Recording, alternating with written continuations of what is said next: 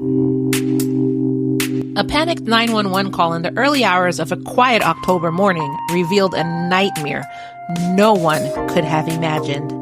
A newborn thrown from a balcony, a fire set, and a suspect found half naked at an airport.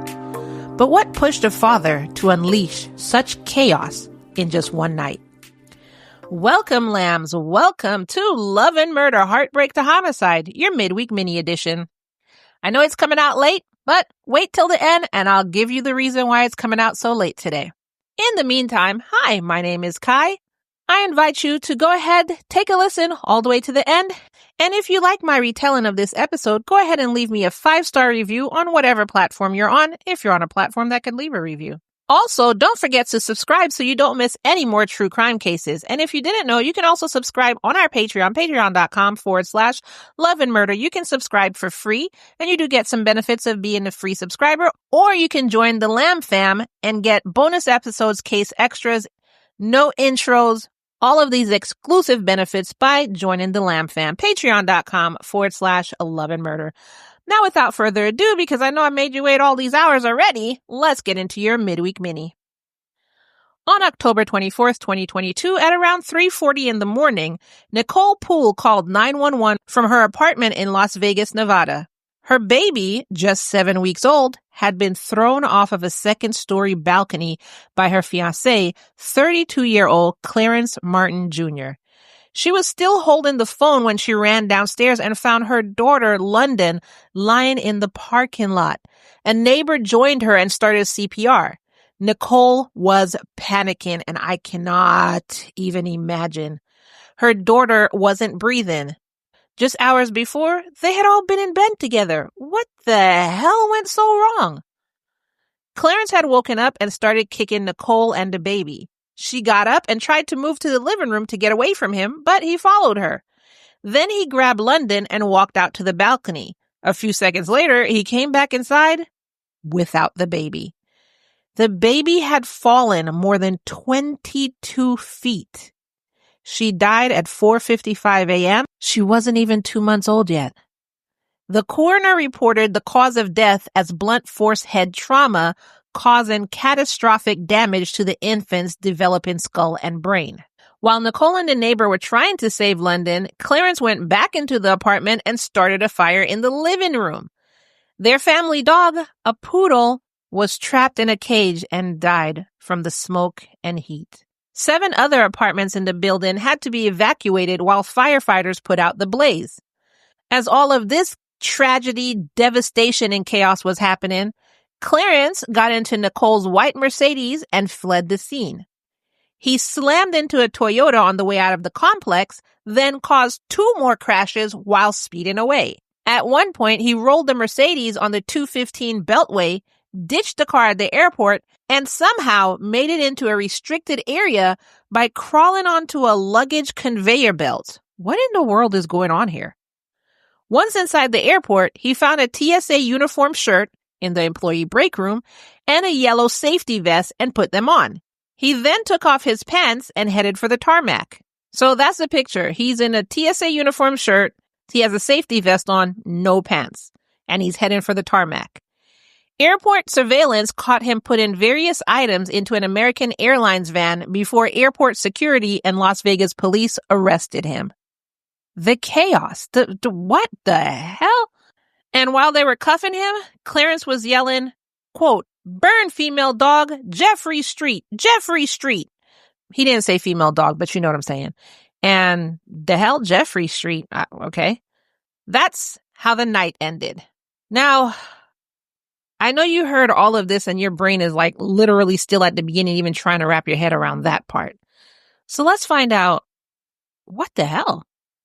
According to the arrest report and court testimony, Nicole told police that her and Clarence had been in a relationship for 4 years, and he had a long history of mental health issues.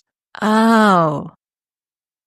She said that although she knew about Clarence's previous mental health challenges, she'd never witnessed it for herself until 3 days before. This is when she saw changes in his behavior and that he had completely stopped eating and sleeping for those entire 3 days. Now, if you know anything, and I can't say every single body has these warning signs, but the ones that I have dealt with have these warning signs. And if you know anything, these are the warning signs that an episode is about to come on. But as she said, I can't fault her. I can't fault anybody, actually, because as she said, she'd never seen it before. She knew the history, but apparently he was on a calm streak and everything was good. Maybe he was taking his medicines. Maybe he wasn't. But something made him snap. Something made this happen. So let's continue. Throughout their 4-year relationship, Clarence's behavior had apparently remained stable enough that they had built a life together, even welcoming baby London less than 2 months earlier. One witness told police that she saw Clarence leaving the apartment while shouting, quote, "Burn, female dog, burn. This is what you get for cheating on me." Investigators also found out that Clarence had recently lost his job during the pandemic, potentially exacerbating his mental health struggles. I told you something had to have happened. So basically, Clarence just had the right cocktail for psychological distress. He lost his job. He has a brand new baby, the pandemic, and as you know, everything going on during the pandemic. And in my opinion, I think he was just stressed beyond. Probably wondering how he's going to be able to support his new family, worried about his soon-to-be wife and his baby with no money coming in. Yeah, I mean, if he was aware of what was going on with his mind, he should have checked himself into the hospital. But people with this issue are not always aware of when it's going downhill. And then Nicole had never witnessed his mental problems, so she wouldn't have even known the warning signs. So it's just all very, very sad. In court, his defense attorney, Betsy Allen, said Clarence had been diagnosed with schizoaffective disorder and was, quote, so delusional that he believed he was in a movie. She claimed that he had little memory of what happened. Quote, that's how delusional he was at the time of this crime. After he was arrested, Clarence was booked on 13 felony charges: open murder, child abuse, animal cruelty, arson, multiple counts of battery, attempted murder, and assault with a deadly weapon. So he got the charge of open murder for killing London by throwing her off the second floor balcony. He got the charge of first-degree arson, obviously for setting the apartment on fire. He got the charge of cruelty to animal, which is actually first-degree torture, for the death of the poodle who was in a cage and died of heat and smoke inhalation. He got the child abuse, neglect, or endangerment resulting in substantial bodily harm, so those were 2 counts, for the abuse of London before her death.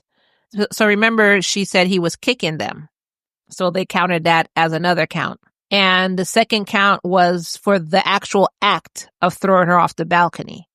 Then he got 3 counts of battery with a deadly weapon, and that was because of the hit and run crashes. And those crashes involved at least 3 other cars, including rolling her car over on the Beltway.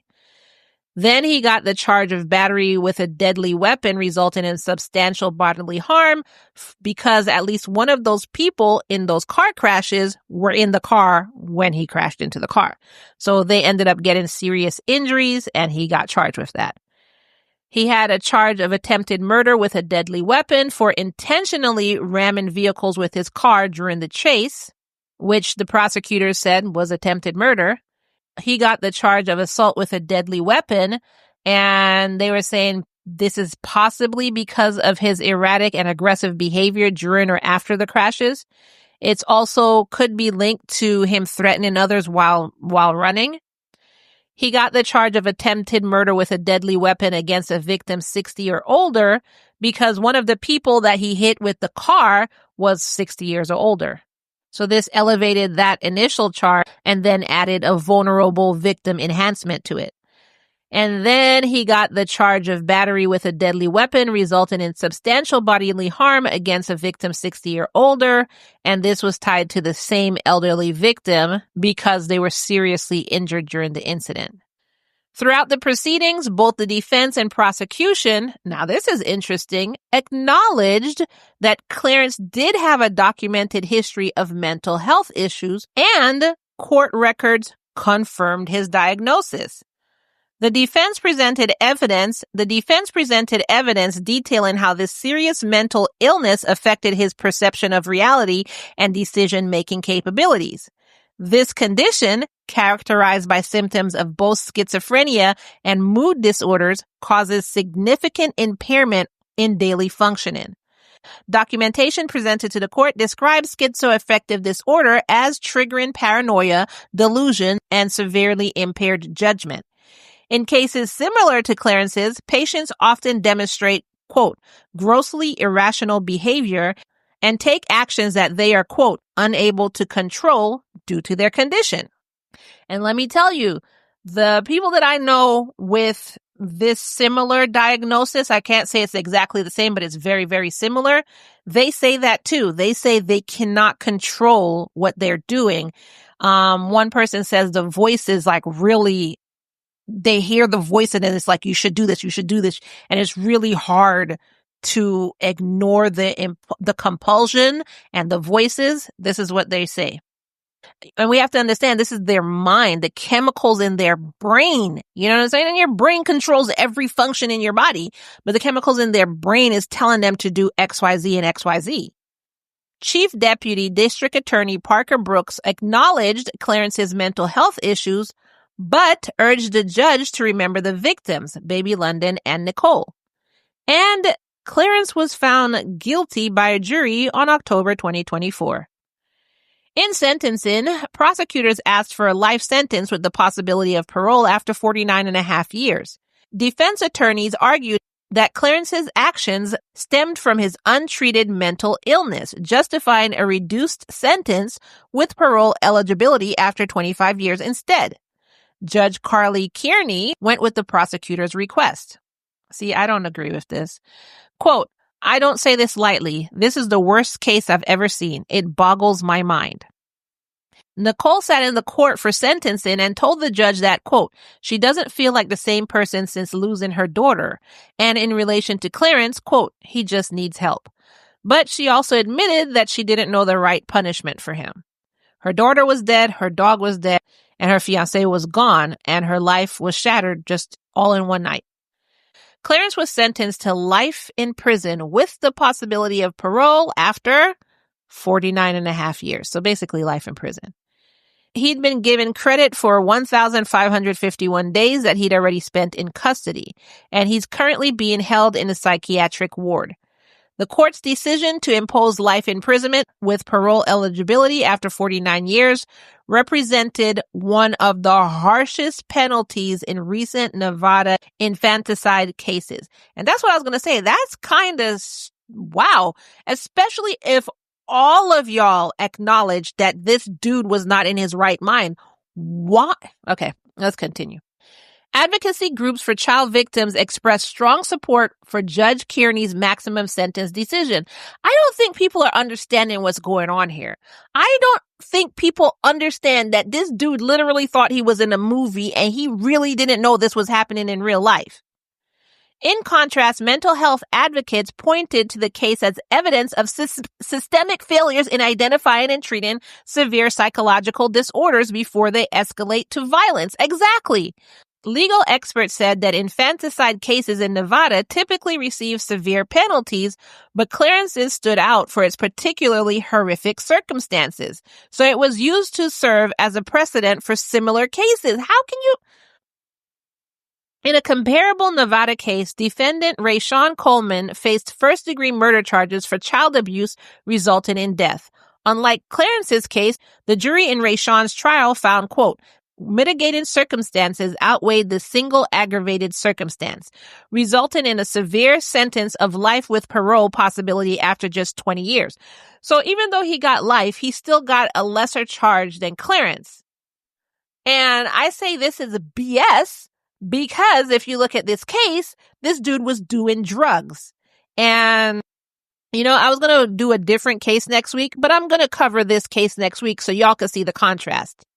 And this is what I was talking about in a previous case, the case of Lisa Snyder. So if you didn't listen to that case, the link to it is in the show notes below. And remember, if you did listen to it, remember she hung her kids and then blamed it on her kids. And her defense tried to blame mental health, but she has no history of this whatsoever. In Clarence's case, it's clearly documented that he has mental health issues, and even Nicole was aware. Like, she knew about it, but she'd never seen it. So it's different when you know about it. You hear like stories about it, but you've never witnessed it. It's completely different. And even she doesn't hold it against him. I'm going to say allegedly based on what I got from her quotes in the report saying that, quote, he just needs help, because she knows he wasn't in his right mind. He was probably a great father and boyfriend up until that point, and that just happened out of nowhere. I'm not saying he should be free running around to hurt himself or anyone else, but I also believe he shouldn't be in prison. He should possibly be in a mental clinic for the rest of his life, continuously getting help. And I'm going to tell you one thing. I'm going to tell you this based on the people that I know, and this is completely around the board. Now, I know there's going to be some people who write in and go, like, you don't know what you're talking about. Whatever. I'm talking based on my experience, and across the board, based on my experience with the people that I know that have this kind of mental health issues. When he came back to clarity and he was told what he did, I'm going to let you know right now that he was harder on himself than anyone could be. He probably believes that he should rot in prison, and he probably will never forgive himself. Now, okay, think about this. Equate it to sleepwalking. You're sleepwalking, you think you're in a dream, and you do this to your child. Then you wake up and find out that, oh, it wasn't actually a dream.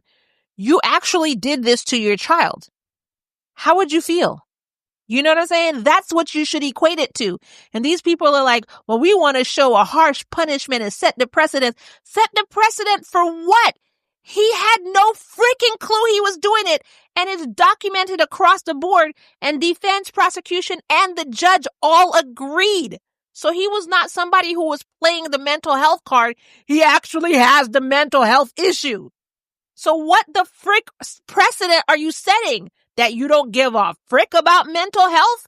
Fuck that. We just need to make sure we put all these people away. Now you have him in jail. He's kicking his own ass because he did this to his precious daughter. And you have him in jail instead of a mental institution getting help. How does this make sense? Anyway, this is a sad case all around. I want to hear your thoughts on it. Leave them below for me as usual. And I'll put out a poll, and the poll question for this episode is going to be, do you think he should be in prison, or do you think he should be in a mental institution? And please don't just focus on the horrible thing he did. Yes, he did a horrible thing. And I'm telling you right now, he's kicking his own ass. He is beating himself up. He cannot believe he did this. I'm telling you right now, that's how this man feels. Look at the whole picture. Don't just look at that. He was not in his right mind. He was gone. Nobody was home. You have to understand mental health, real mental health, not people playing mental health, real mental health. His mind was gone. That's why I said equate it to sleepwalking. Whatever you dream about, do you now wake up and say, you know what? In my dream, I was cheating on my husband, so now I'm a cheater. Do you do that? You can't control your dreams. It's a freaking dream. So look at the whole picture and then go ahead and answer the poll. Do you think he should be in prison, or do you think he should be in a mental institution?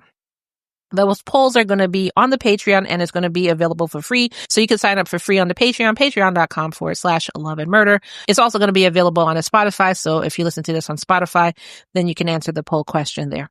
You already know where I sit with this. I don't think he should be in prison. I think he should be in a mental institution. And not only does he need to understand that this is not his fault, he just needs to be able to take care of his mental health issues on a whole.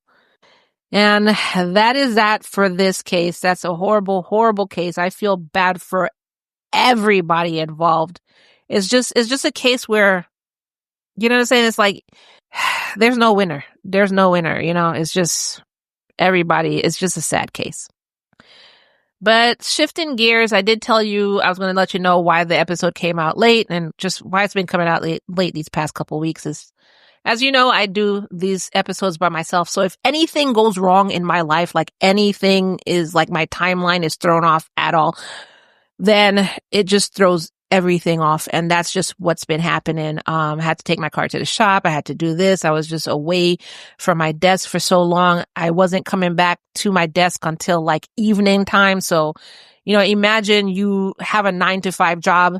You're supposed to do all your tasks between 9 to 5, but you don't get to your desk till 5. Plus you have to cook dinner plus. You know what I'm saying? So that's just what's been happening. And I'm just like, I'm trying not to beat myself up because I hate when I don't get the episode out on time, but it's just me. It's only me here. I have nobody helping me. And, so I can only do what I can do. So I'm just like telling myself, as long as you get the episode out, you get the episode out. My lambs will understand. Well, I hope y'all understand. And, as long as they get their episode, they'll get their episode. And speaking of that, there are going to be some changes coming up to Lamb. And once I solidify, I have an idea, a loose idea of the changes, but once I solidify the changes, I will let you know about what's going on. I actually won a grant for the podcast, and I do have a set of podcast coaches helping me with Love and Murder to make it the best that it can be. The reason I won the grant is because I pitched my podcast and I told them what makes this true crime podcast different from others. And they completely agree with how I'm putting out my episodes, the messages that I'm portraying, and everything like that. They listened to the episodes. They loved it. They loved my retelling. I don't want to say they loved the cases, obviously, but they understood like the messages I was putting out. And they really want this podcast to be successful, to continue with the messages that it's putting out. So with that being said, there's a lot of stuff happening in the background. And so there's going to be a couple changes, to the podcast. And when I solidify those changes, I will let y'all know. It's not going to be anything bad. So don't be like, oh my God, she's leaving us. No, I'm not. But I just want to give you a heads up that there are going to be some changes, good changes in the near future. And I can't wait to tell y'all about it. So don't forget to go ahead and answer the poll question, or you could just leave your comments below. The poll question is, do you think he should be in prison or a mental institution? And next week I'll be doing that other case so you could just see the clear differences, because the absolute bullshit in the sentencing, I don't agree with it. But anyways, that's all I have for you today.